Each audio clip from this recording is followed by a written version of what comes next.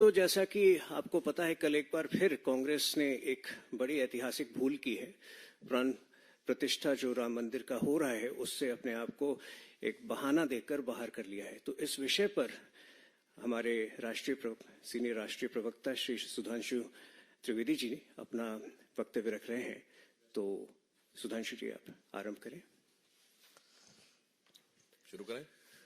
मित्रों, आप सभी जानते हैं कि भारतीय राजनीति के चिर युवा और चिर व्याकुल नेता के पीछे उन्मत्त चिरविघ्न संतोषी पार्टी किसी भी अच्छे से अच्छे अनुष्ठान में विघ्न उत्पन्न करके कैसे संतोष प्राप्त किया जा सकता है, उस प्रवृत्ति की परिचायक कांग्रेस पार्टी के साथ पता नहीं कौन सी समस्या है कि भारत का इतिहास जब जब करवट ले रहा होता है तब तब वो उस अवसर के साथ खड़े न होकर उसका बहिष्कार करते हैं। अभी हाल में आपने देखा, चंद महीने पहले की बात है, पिछले वर्ष की, नई संसद भवन के उद्घाटन का बहिष्कार किया। भाई, नई संसद भवन 150 वर्षों तक चलेगी, इसका भारतीय जनता पार्टी अथवा प्रधानमंत्री श्री नरेंद्र मोदी जी से तो कोई मतलब नहीं है। उस ऐतिहासिक अवसर का बहिष्कार किया, जबकि उल्लेखनीय यह है कि अंग्रेजों के जमाने की संसद का बहिष्कार नहीं हुआ था वायसराय के टाइम में। जीएसटी लागू हुआ, भारत के कर संरचना में, टैक्स स्ट्रक्चर में ऐतिहासिक पैराडाइम शिफ्ट हुआ, उसका बहिष्कार किया। G20 अभी अभी हुआ, पहली बार ऐसा हुआ कि 20 राष्ट्राध्यक्ष और वो दुनिया के सबसे शक्तिशाली 20 देशों के राष्ट्राध्यक्ष भारत में आए। क्योंकि मैं पुनः विनम्रता से कह दूं कि नॉन अलाइन समिट भी हुआ था, पर नॉन अलाइन समिट उस समय वर्ल्ड का पावर सेंटर नहीं माना जाता था, and G20 is considered as a power centre. उसमें महामहिम राष्ट्रपति के द्वारा दिए गए भोज का बहिष्कार किया। अरे, भारत की शक्ति का कितना बड़ा उद्भव था।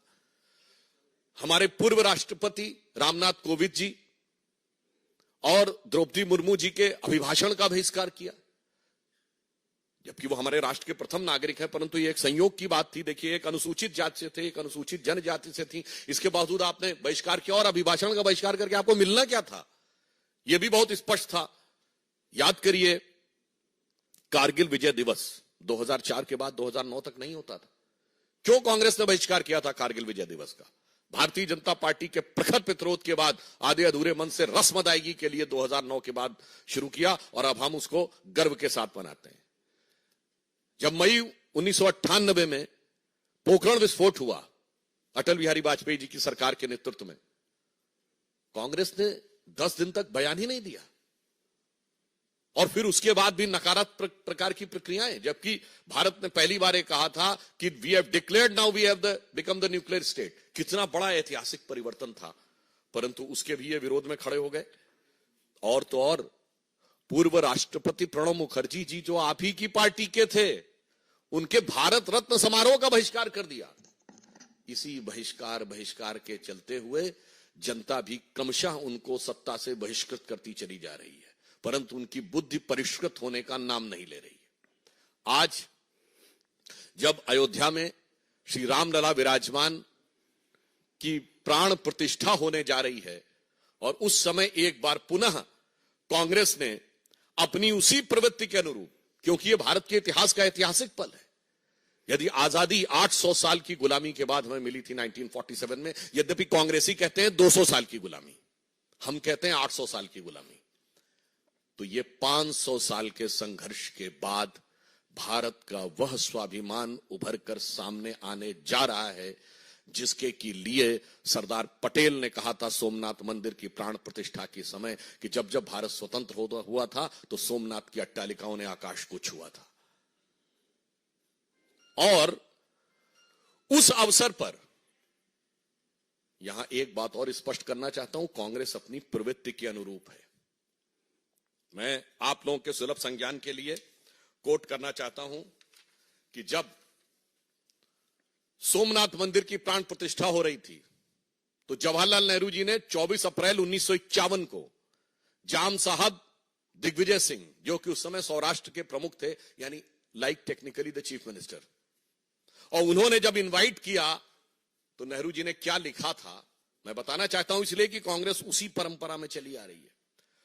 उन्होंने लिखा कि इस कठिन समय में समारोह के लिए मेरा दिल्ली से आना संभव नहीं है। पर आगे महत्वपूर्ण बात लिखी, इस समारोह के बारे में मैं अपने विचार साफ कर देना चाहता हूं। मैं इस पुनरुत्थानवाद से बहुत परेशान हूं।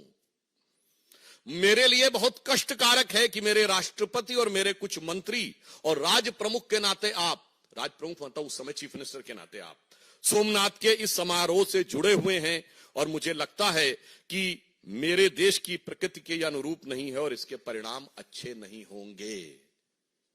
ये 24 अप्रैल 1951, सोर्स है selected works of Jawaharlal Nehru series 2 volume 16 part 1। बस वही तो परंपरा थी। उसके बाद इंदिरा जी के जमाने में गोरक्षक संतों पे गोलियां चली। इंदिरा जी के जमाने में 1976 में जब रूटीन खुदाई में राम मंदिर के खंभे निकल रहे थे तो वामपंथी इतिहासकारों के दबाव में रुकवा दिया गया। राजीव जी के जमाने में कार सेवकों की हत्या करने वालों का समर्थन हुआ। पीवी नरसिम्हा राव जी के जमाने में पता नहीं क्या क्या हुआ, वो आपको पता है। और सोनिया जी के जमाने में आते आते राम काल्पनिक होने का हलफनामा तक हो गया। यानी ये बहुत साफ है कि यह प्रवृत्ति जो आज कांग्रेस ने दिखाई है एक मौका था कि आज आप अपने को बदल कर दिखा सकते थे, परंतु आपने ऐसा नहीं किया। परंतु मैं एक और बात स्पष्ट करना चाहता हूं, यह नेहरू की कांग्रेस है, यह गांधी की कांग्रेस नहीं है। क्योंकि महात्मा गांधी का तो राजनीतिक दर्शन था राम राज्य। महात्मा गांधी का नित्य का भजन था रघुपति राघव राजा राम। महात्मा गांधी की समाधि पे लिखा हुआ है हे राम। और आज उस राम राज्य की प्राण प्रतिष्ठा का प्रारंभ हो रहा है, श्री गणेश हो रहा है, और आप उसके साथ नहीं खड़े हैं। इसका मतलब बहुत साफ है कि ये गांधी की कांग्रेस और नेहरू की कांग्रेस का अंतर भी अब बिल्कुल साफ हो गया है। और आज इस अवसर को जो इन्होंने अपने हाथ से गंवाया है, ये कांग्रेस के अंदर का भारतीय संस्कृति, हिंदू धर्म और हिंदुत्व के प्रति जो विरोध है उसको दर्शाता है। अब बताइए इससे ज्यादा क्या होगा कि श्री राम जन्मभूमि केस में जो बाबरी मस्जिद पक्ष के पक्षकार इकबाल अंसारी थे उनको इनवाइट किया गया है। यह हिंदू धर्म की महान उदारता के परंपरा के अनुरूप है। गोली चलाने वालों को भी इनवाइट किया गया। बताइए वो आने को तैयार हैं जो मुख्य पक्षकार थे, मगर चंद कट्टरपंथी वोटों की तिजारत की गला काट प्रतिस्पर्धा में कांग्रेस और कांग्रेस गोत्र के सारे दल, कांग्रेस की परंपरा के सारे दल आज हाहाकार मचाने को तैयार है। मतलब आपने हिंदी में कहावत सुनी होगी ना कि मुद्दई सुस्त गवाह चुस्त। यहां तो मुद्दई साथ में आके खड़ा हो गया है, मगर इसके बावजूद इन लोगों के मन में अभी भी वह लोभ दिखाई पड़ रहा है। तो मैं कह सकता हूं कि एक कहावत होती है कि राम नाम कड़वा लगे और प्यारा लागे दाम, तो दुविधा में दोनों गए न माया मिली न राम। मैं स्पष्ट कर देना चाहता हूं, इस प्राण प्रतिष्ठा का बहिष्कार करके कांग्रेस पार्टी और कांग्रेस की परंपरा, कांग्रेस गोत्र के जितने दल हैं, उन्होंने ये स्पष्ट कर दिया है कि वो राजनीतिक दृष्टि से निष्प्राण तो होते ही जा रहे थे, अब उनकी प्रतिष्ठा भी समाप्त हो गई। श्री नरेंद्र मोदी जी के प्रति आपके मन में जो भी ईर्ष्या है, द्वेष है, इंफीरियरिटी कॉम्प्लेक्स है, उसको लेकर आप भारत के विरोध तक चले जाते थे, आज भगवान के विरोध तक चले गए। इसलिए मैं ये भी स्पष्ट करना चाहता हूं कि एक बार श्री राम जन्मभूमि ट्रस्ट ने जब इनवाइट किया था तो उन्हें सद्बुद्धि आई होती तो शायद वो अपने पूर्व कर्मों का परिष्कार करने के लिए आ जाते। वैसे कांग्रेस पार्टी के अंदर ही कई नेता इसका विरोध कर रहे हैं, क्योंकि शायद उनके मन में यह भी हो, वो जो एक पुराना भजन है ना, मैली चादर ओढ़ के तेरे द्वार पे कैसे आऊं, क्योंकि इतने पाप किए हुए हैं उन्होंने। परंतु आज उस पाप के परिमार्जन का अवसर था, वो भी आपने छोड़ दिया है। तो इसके लिए मैं रामचरितमानस की एक चौपाई कहता हूं कि आकाश से जल, मतलब जो बादल हैं, अमृत तुल्य जल क्यों ना बरसा दें, बेंत का जो वृक्ष होता है ना, उस पे फूल नहीं उगते कभी, बेंत पे फल फूल नहीं आते, बैम्बू जिसको कहते हैं। उसी प्रकार विरंच अर्थात ब्रह्मा जी के जैसा भी आपको योग्य गुरु मिल जाए, फिर भी जो मूर्ख लोग होते हैं, इसे शब्दशः ना कहा जाए, मूर्ख लोग होते हैं, उनके हृदय में चेतना नहीं उत्पन्न होती। तो कहा गया है, जदपि सुधा बरस ही जलध, फूल ही फल ही न बेद, जो गुरु मिल ही विरंच सम, मूर्ख हृदय न चेत। इस कारण से उनके हृदय में यह चेतना नहीं आ पा रही है। परंतु मैं अंत में पुनः स्पष्ट करना चाहता हूं कि हर ऐतिहासिक अवसर का विरोध करते करते कांग्रेस ने आज भारतीयता के श्रेष्ठतम मूल्यों के प्रतीक भगवान श्री राम के मंदिर की प्राण प्रतिष्ठा का बहिष्कार करके यह दर्शा दिया है कि उनके लिए राजनीति, और राजनीति में भी कट्टरपंथ की राजनीति, हम किसी समुदाय की बात नहीं कर रहे हैं, कट्टरपंथ की राजनीति अधिक महत्वपूर्ण है और राष्ट्र के आदर्श और प्रेरणा कम महत्वपूर्ण है। इसलिए मैं यह भी कहना चाहूंगा कि भगवान राम वो आदर्श हैं जो सभी मत संप्रदायों के लोग मानते हैं। दुनिया का सबसे बड़ा बौद्ध देश थाईलैंड का राजा टाइटल होल्ड करता है, किंग रामा द 10th। सबसे बड़ा मुस्लिम देश इंडोनेशिया में प्रतिशत के हिसाब से भारत से ज्यादा रामायण होती है, सारे पात्र मुस्लिम होते हैं। लगभग 60% देश जहां नास्तिक हैं, वहां साउथ कोरिया की लेडी मानती है कि उसका वंश परंपरा भगवान राम से है। परंतु अफसोस की बात यह है कि यहां पर जो लोग अपने को गांधी का स्वयंभू उत्तराधिकारी कहते हैं, वो इसके विरुद्ध खड़े हैं। अफसोस की बात यह है कि आज तक उन्होंने अपने बाकी कर्मों के लिए कभी माफी नहीं मांगी है, मगर यहां पर उनको विरोध नजर आ रहा है। तो इसलिए मैं स्पष्ट रूप से कांग्रेस से कहना चाहूंगा कि आप इसके द्वारा यह साफ स्पष्ट कर दीजिए कि अब आप अपने पुराने बयान पे कायम हैं कि नहीं। श्री पीवी नरसिम्हा राव ने दिसंबर 1992 में कहा था ना, वह तथाकथित मस्जिद दोबारा बनवाएंगे। वो बयान से तो बहिष्कार किया नहीं, अपना विड्रॉ किया नहीं, और इससे विड्रॉ कर रहे हैं। यह दर्शाता है कि कांग्रेस के अंदर की मूल प्रवृत्ति क्या है। धन्यवाद।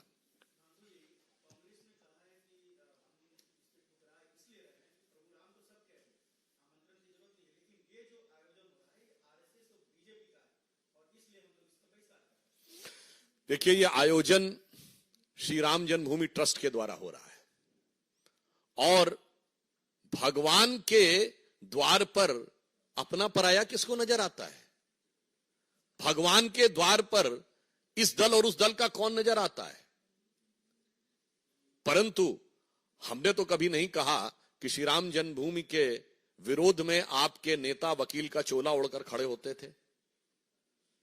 इसलिए इसका किसी संगठन विचार से कोई मतलब नहीं। यह भारतीय संस्कृति, भारतीय परंपरा के श्रेष्ठतम मूल्यों का प्रतीक है। इसलिए इसके बारे में वो करना सिर्फ एक बहाना ढूंढना है।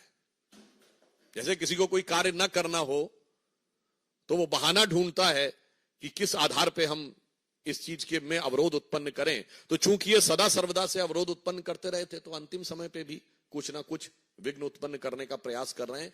परंतु आप आश्वस्त रहिए, महान भारत की विकास यात्रा की प्राण प्रतिष्ठा मोदी जी के नेतृत्व में हो चुकी है, और अब भारत के सांस्कृतिक उत्थान और सांस्कृतिक गौरव की प्राण प्रतिष्ठा और सांस्कृतिक स्वाभिमान की प्राण प्रतिष्ठा श्री राम जन्मभूमि ट्रस्ट के द्वारा, इस कार्यक्रम के द्वारा हो रही है।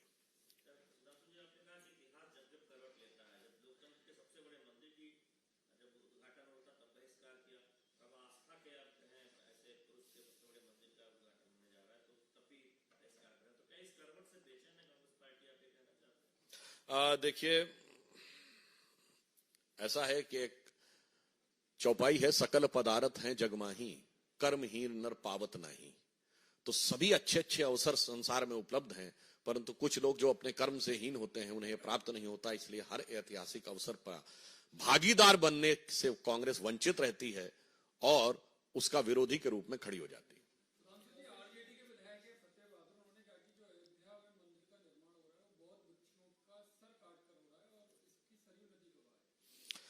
देखिए, ऐसा है कि कुछ लोग चंद विदेशी इतिहासकारों के द्वारा पढ़े गए इतिहास के से उनके दिमाग इतने भरे हुए हैं कि उसके लिए क्या कहा जाए। वैसे तो उनसे अगर पूछा जाए कि कौन सी किताब में लिखा है तो वो बता नहीं पाएंगे। तो उनके लिए मैं एक ही पंक्ति कहना चाहूंगा कि अपने वतन पर सदियों तक है रही हुकूमत गैरों की, लेकिन कुछ चेहरों पर अब तक धूल है उनके पैरों की। ये लोग उसी कैटेगरी के हैं।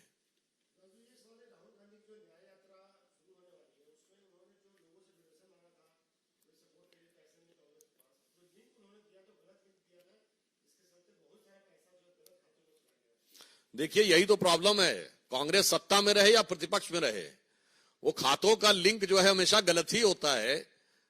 यहां से दिया जाता था, पता नहीं खाते विदेश में होते थे, वहां पहुंच जाता था।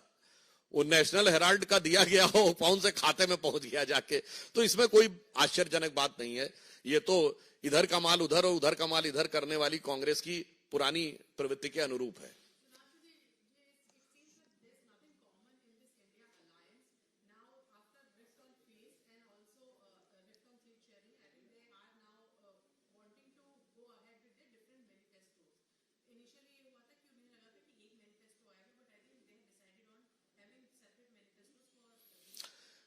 एकता का दंभ भरने वाले अब बंटवारे के नाम पे बिखराव की तरफ बढ़ रहे हैं। तो अब वो अलग अलग राह पे तो पहले भी अलग थे, तो शायद उनके दलों के लिए ये पंक्ति उचित लगती है कि आईने के 100 टुकड़े करके हमने देखे हैं, एक में भी तन्हा थे 100 में भी अकेले हैं। Thank you.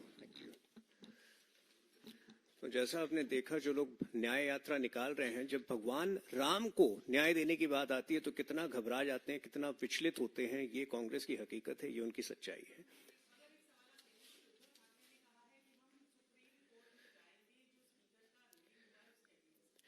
देखिए, कल जो बयान आया था, कल जो राहुल नार्वेकर जी ने पॉइंट्स बनाए हैं, उन्होंने सारे टेक्निकल बातें स्पष्ट कर दी हैं। 2018 में एक पक्ष प्रमुख का अलग स्थान उद्धव जी ने क्रिएट किया था, जो कि गैर कॉन्स्टिट्यूशनल था। तो 1999 के शिवसेना कॉन्स्टिट्यूशन के तहत उनको कोई अधिकार नहीं बनता है उद्धव ठाकरे को कि वो किसी भी व्यक्ति को अपनी पार्टी का बर्खास्त कर सके। तो वो सारी बातें टेक्निकली स्पष्ट है, लेकिन जब विनाशकाले विपरीत बुद्धि आती है तो देखिए, उनका विनाश उसी दिन आरंभ हो गया था जब उन्होंने कांग्रेस से नाता जोड़ा था। तो ये एनीवे, ये विषय अलग था, हम सेपरेटली उस पर बात कर